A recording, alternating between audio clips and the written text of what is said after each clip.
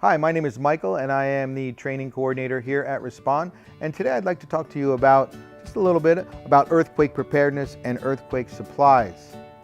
There are 4 areas you need to be concerned with when you're talking about an earthquake kit. Food and water, water being the most important. First aid, you should have some type of first aid kit. Even a small kit is better than no kit at all.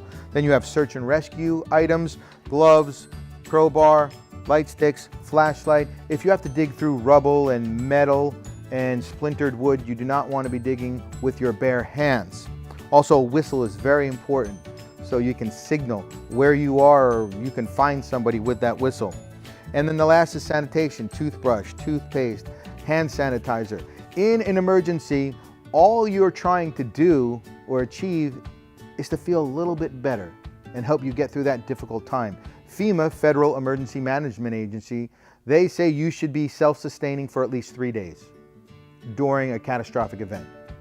This will get you there and you'll be better prepared than most people out there because they don't prepare at all. It's amazing how many people in California do not have an earthquake kit. And as you can see, we have different size containers. We have a 20-person duffel, we have a bucket, we have a commuter kit, we have a backpack which can accommodate 1 to 4 people, and then we have a 50-person container if you're in an office building or a school.